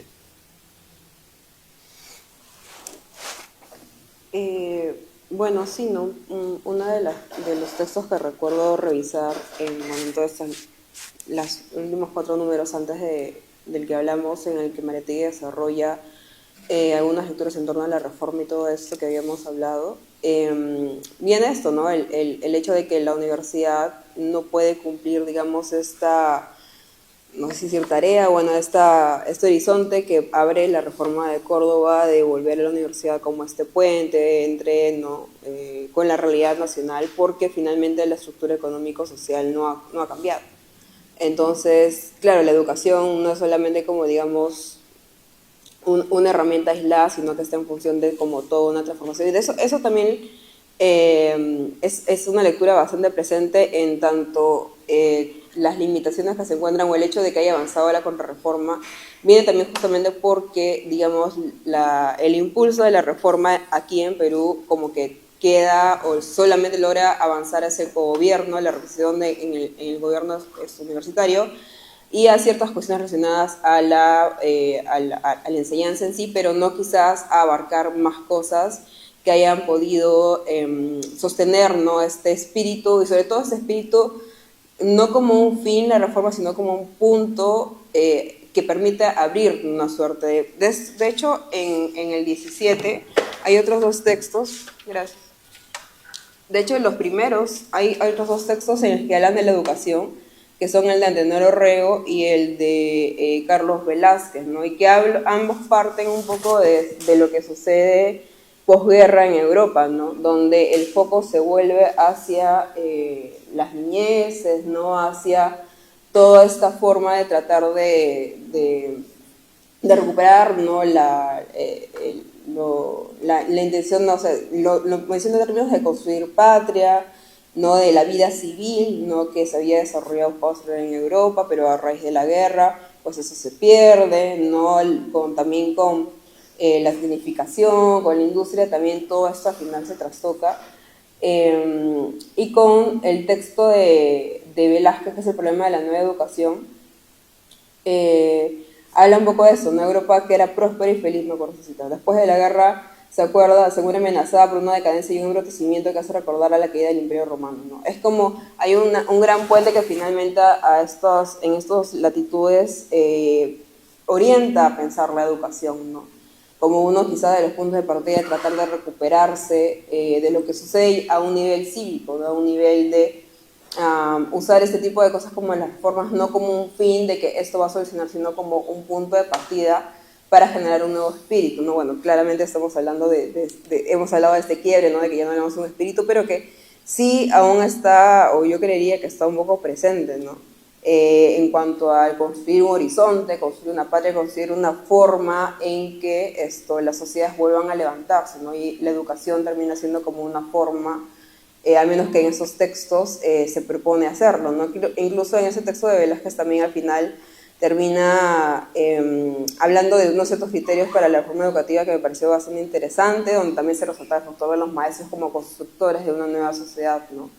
Entonces, sí, ¿no? O sea, no es solamente, digamos, lo que Mariátegui escribe en torno a la reforma o a la educación, sino que también en el Amauta, y creo que casi en todos los números hay textos en torno a la educación, muy probablemente también de la época, pero que también permite justamente como discutir todas estas propuestas. Me acuerdo que en uno de los, no sé si en el 14, 15, también se publica la propuesta de reforma que se hace en la Universidad del Cusco, ¿no? que también tiene un protagonismo bastante importante en este contexto. Entonces, ha estado bastante... Es un tema, ¿no?, bastante discutido, ¿no? También me acuerdo que Eduardo en la primera sesión mencionó algunas cosas al respecto. Pero claro, de una u otra forma, como menciona Mijaíl, ¿no?, hay una raíz importante donde no todo es reforma e implementación, sino que es también como estructura detrás. Sí, ya vamos cerrando. Tenía un par de comentarios. Gracias. Una cosita nomás que me daba vueltas alrededor de lo último que decían. Es bien interesante cómo en Aniversario Balance declara su propia vejez de las ideas de las que partieron, pero también declara una especie de mayoría de edad, ¿no? Es decir, para ser nuevos ahora, que ya envejecieron todas las cosas anteriores, hay que ser adultos, ¿no? Hay que, ¿no?, como declara su mayoría de edad. Pero me parece interesante que dice, por lo nuevo ahora se pasan muchas cosas de contrabando. Con lo que decías, entiendo que puede ser también, digamos, una chiquita Aya, pero ¿qué otras cosas crees que está, te lo pregunto a ti, Miguel, más desde la noción de las artes visuales quizás, ¿no? ¿Qué son esas otras cosas que están pasando de contrabando de lo nuevo? De la poesía quizás me puedo hacer algunas ideas, pero ¿qué en ese escenario es lo que está pasando de contrabando? Y por otro lado, es interesante que declare una mayoría de edad o declare una nueva, digamos, una reformulación de sus propios principios y que ahora sí están en un lugar de permanencia y no de esos rótulos transitorios que fueron útiles en su hora. ¿Cómo pensarlo en relación también al cambio de formato, ¿no? Porque es justo un número en el que se cambia el formato y bueno, de hecho, no es Mariátegui quien lo dice, pero supongo que suscribe la idea de que los contenidos revolucionarios expresan o reclaman formas revolucionarias, y justo ahí este cambio de formato, un formato más pequeño, que la manera más habitual de entenderlo es que es porque Labor va a aparecer, y Labor más bien es un diario de gran formato, pero hay un ecosistema ahí de publicaciones que tiene que ver con Amauta, pero con los 7 ensayos, pero al poco tiempo aparecen las poesías de Uren, que siempre Uren es como una bonita contradicción, ¿no? Al menos que esté pensando en esta lógica del Politécnico marxista que por la noche lee, no poesía, sino de Uren, ¿no? Pero esa cuestión de los contrabandos y la idea de esta novedad, no sé, quizás el formato es una manera de expresarlo, es solo una cuestión estratégica, había que cambiar el formato para decir estamos haciendo algo nuevo. ¿Cómo pensar eso? Janet quiere, ahí también. Sí. Solo para seguir un poco la línea de lo que planteaba Luis Alberto, pensando en el formato, no sé si explícitamente en este número se dice eso, pero se presenta también este número como un número por el tamaño que tiene, coleccionable, y que además va a subir de precio, ¿no? Me parece que 60 céntimos más. ¿Qué significaba esto? Me hacía preguntarme, ¿no? Es como, estás en el fondo, yo soy un poco especulativa y a veces tiendo a caer en conclusiones rápidas, pero estás en el fondo asumiendo que este es el proyecto, un proyecto que está más dedicado a un público, digamos, burgués, y el otro, Labor, a las masas. Eso es como una pregunta que me hacía cuando pensaba en esto del formato, por un lado, y por otro lado, solo retomando una cosa que decían al inicio, como Mariátegui en el texto, en el editorial, plantea o dice, anuncia y cierra de algún modo con una etapa para abrir esta nueva otra. Me hacía pensar en varias cosas al mismo tiempo. Volviendo al primer texto, es que en el primer texto él también dice, Amauta, dice algo así como cribará hasta separar la paja del grano. De algún modo también él ya estaba viendo desde el momento en el que fundó la revista la llegada de ese momento de este número, ¿no? Entonces, de algún modo también se está dando actualidad a sí mismo, creo yo. Pero por otro lado, también pensando en esta misma cosa que tú bordeabas al inicio, Mijael, pensaba en que, claro, dice, o sea, da la sensación de que es un número en donde Mariátegui está cerrando frente, ¿no? Que acá ya nadie pasa, pensando en esta idea del contrabando, pero si uno piensa no solo en los autores como tipo Seoane, los que mencionaban que están, sino también en lo literario, ¿no? Sí. Están los mismos de siempre, está Adán, está Abril, me parece, está, no recuerdo los otros nombres, hay como una especie de ensayo de lo que podría ser una especie de antología de literatura proletaria que lo plantea así. Eso también me hacía preguntarme en esto, ¿no? ¿Cómo, qué significa para él cerrar ese frente respecto del arte, ¿no? ¿Qué está pensando en realidad con el arte desde ahí, ¿no? Si acaso, no sé, me da la sensación que ahí como esta cosa que en algún momento lo dice, no sé si en los 7 ensayos o en otro texto, pero esta idea de que la verdadera renovación cultural del arte, o bueno, o el alma indispensable de la revolución, ay, perdón, me enredé ahí, pero eso, que no sé, me hace preguntarme por cómo está leyendo en La Vanguardia, y en general, porque, bueno, yo leo eso y pensaría que lo que va a incluir o lo que va a tratar de incorporar es más textos de realismo social. Sí. Nuevamente, ahí estoy siendo muy así, pero te exijo esto, ¿no? Pero no pasa, ¿no? Entonces, ahí también, ¿qué está pasando? ¿Cómo está pensando el arte? ¿Qué lugar le está dando desde esa lectura y rol de editor que tiene en ese número de Amauta, ¿no? Súper. Más allá de esa división más tradicional, ¿no? de que vaya uno a las masas y el otro como que la publicación burguesa, esto de las colecciones o de lo coleccionable lo pondría más en la lógica del Bariátegui publicista, ¿no? Porque constantemente, sobre todo en el 10 lo recuerdo, ¿no? Estas ediciones que sacaban compendiados los 10 primeros y decían, ¿no? Esto es coleccionable, no cómpralo. O también incluso en los anuncios de los primeros números decía, cada número de Amauta es coleccionable, así que si tú anuncias acá, tu anuncio estará para siempre, ¿no? Claro. Que son estrategias que está presente, digamos, no le resto posibilidad que haya un tránsito en la experiencia de lectura al más pequeño, pero la cosa coleccionable estaba, digamos, presente desde antes y más como una estrategia publicitaria. Igual ahí yo resaltaría el tema del cambio de precio también. Sí. Pero es que es más páginas también, ¿no? Claro, pero es muchas más páginas y ya no es engrapado, o sea, es otra hechura también material. El tono de lenguaje que crea en defensa del racismo también pensaría, ¿no? Entonces, esto que lo dicho, no es un lenguaje fácil de leer. También pensaría en eso, ¿no? ¿Qué lenguaje se utiliza? Yo tengo una consulta con respecto están hablando del tamaño, pero también es el grosor, la cantidad de páginas que hay.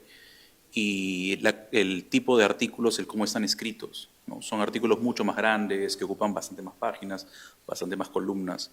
Y lo primero que se me viene a la mente es que cuando yo, gracias a la labor que están haciendo ahorita de los facsímiles, observar el 1 y el 2 como distribuciones casi sueltas, incluso fragmentarias, los poemas están a la mitad, incluso hay momentos en que los artículos no terminan y dicen siguen la página tal. Es una especie medio de laberíntica y caótico, ¿no? Acá termina un artículo, acá está Eguren, acá hay una imagen de un revolucionario soviético, o sea, hay como que muchas cosas sueltas. Entonces, mi pregunta es, ¿esto ya es de la época del Mariátegui, digamos, de la escena contemporánea que está pensando escribir como imágenes cinematográficas, se lo dice en el prólogo, ¿no? Como impresiones, ¿no? Sueltas. Y ahora, dado que el socialismo se ha vuelto ya prácticamente como que una consigna, es un telón que le da un orden, incluso ya más adelante las portadas tienen incluso un color oscuro que ocupa toda la imagen. Al inicio solamente era lo que había hecho Sabogal, un sembrador y cosas así. Entonces quería saber si esta presencia del socialismo le quita en pro de una totalización la fragmentariedad que estaba proponiéndose tanto como propuesta también de viralizar las cosas, ¿no? Me preguntaba por ahí, si el socialismo se vuelve un factor estético también ahí.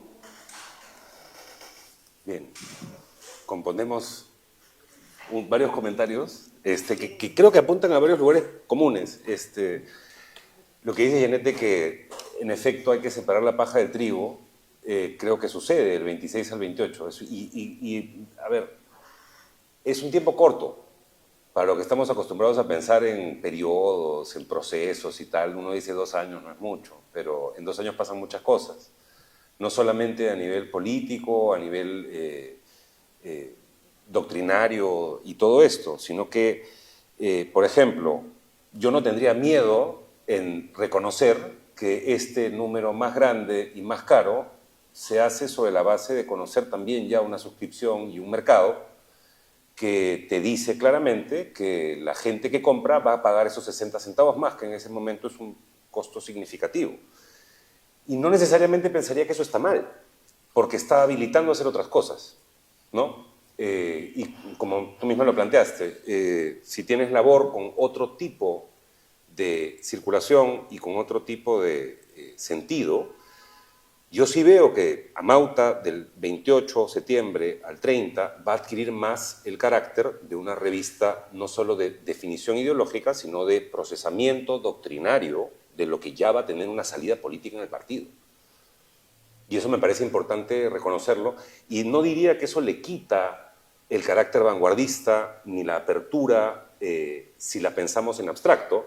Se la va a quitar si la pensamos con Mariátegui, en el sentido en que lo dije al inicio, que es que en esta revista tiene lugar todo lo que tenga una posición ideológica fuerte, ¿sí? Y así lo va a construir por 2 años, pero desde el 28 va a tener que ser más selectivo en términos de qué va a poner.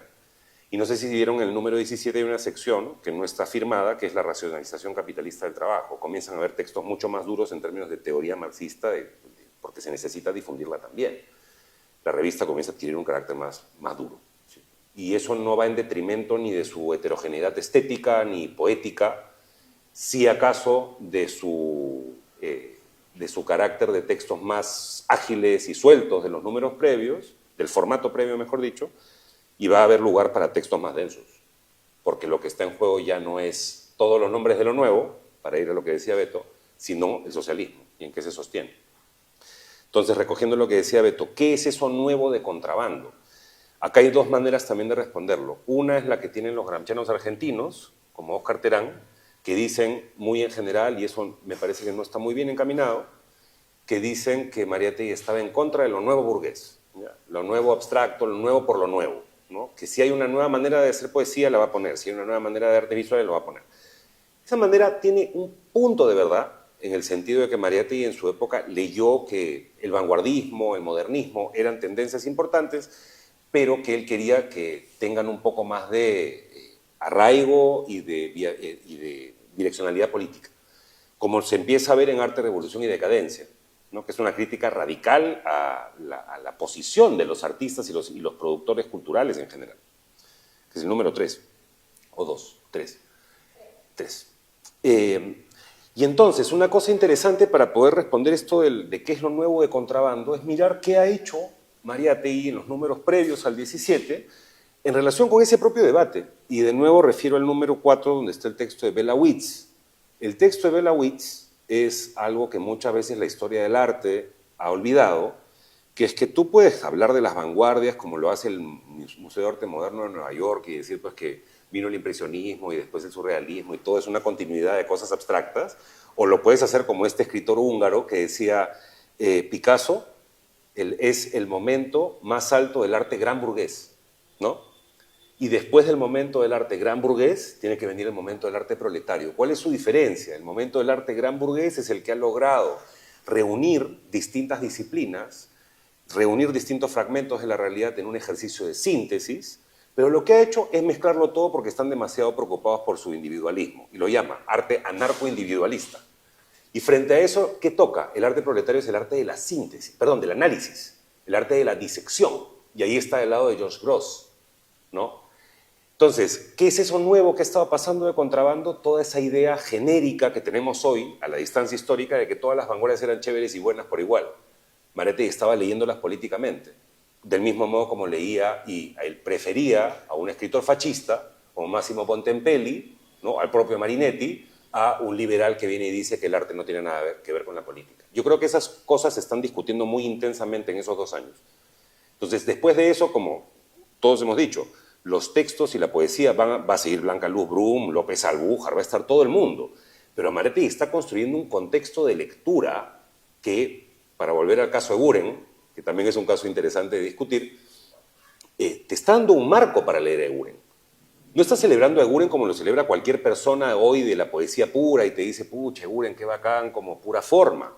Te está construyendo un marco socialista, programático, ideológico, desde el cual tú vas a poder ver de otra manera y valorar de otro modo una poesía formalista, o una poesía preciosista, o una poesía más preocupada por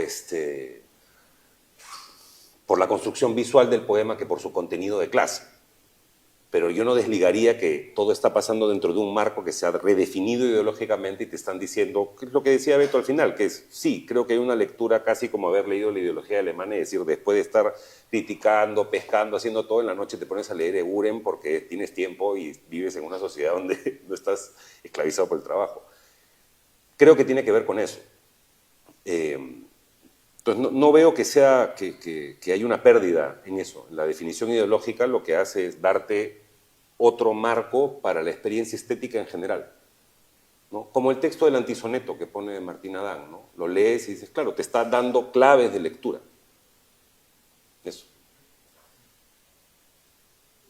Bueno, para ir cerrando, porque estamos sobre la hora, nada más quería apuntar un par de cosas respecto a lo que mencionaba Diana sobre el tema de este método de aproximación.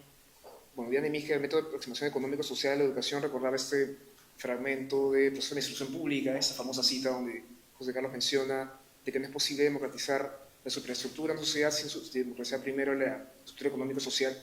Me ponía a pensar en algo que habíamos discutido semanas atrás, respecto a que curiosamente no es, digamos que a través, o sea, el hecho de que la erupción del movimiento de masas ocurra a fines de los 20, obedece a un proceso justamente de, digamos que de puesta al día de la estructura económico-productiva del país, producto de la industrialización de la guía, y que ese proceso otorga, como decía René Zavaleta, una horizonte de visibilidad para pensar un panorama nacional, ¿no? No es a través, precisamente, de la cultura de educación donde esa visión nacional se establece en el movimiento popular peruano, sino es a través justamente de la transformación económica del país, ¿no? Y lo segundo, sobre ese tema de la vanguardia, recordé estos textos que tiene José Carlos en el Mundial sobre Breton, ¿no? El balance del superrealismo, donde él hace más o menos lo que dice, ¿no? Él habla de lo que representó el futurismo en su momento, ¿no?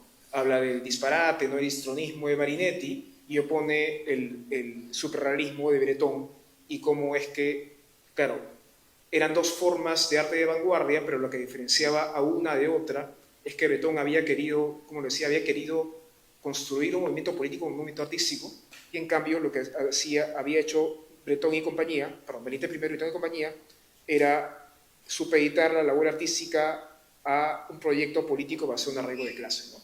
Esos artículos en el Mundial y me parece que pueden ser una buena síntesis acerca de lo que planteaba Mijail a su momento.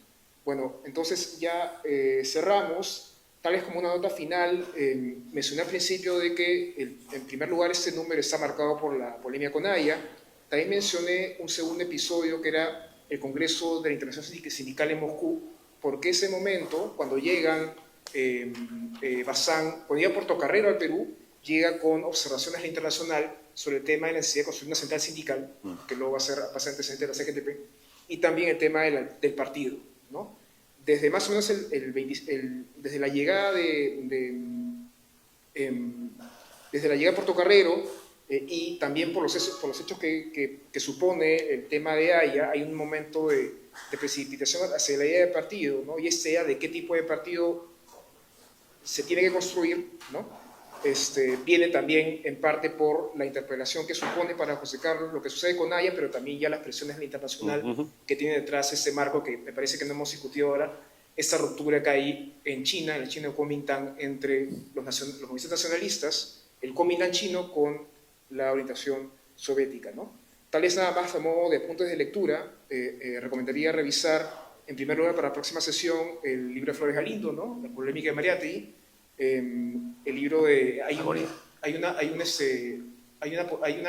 sección en el libro de Ricardo Martínez de un montón de documentos sobre esas polémicas doctrinarias, y también el CEDOC de San Marcos ha digitalizado la revista Frente, ¿no? ¿no? Donde también hay un montón de cosas que pueden servir para la próxima y última sesión, en la cual vamos a discutir el número 30, que es el número homenaje a José Carlos, que aparece luego de su muerte, que ya es polémica con la Internacional de Moscú, ¿no?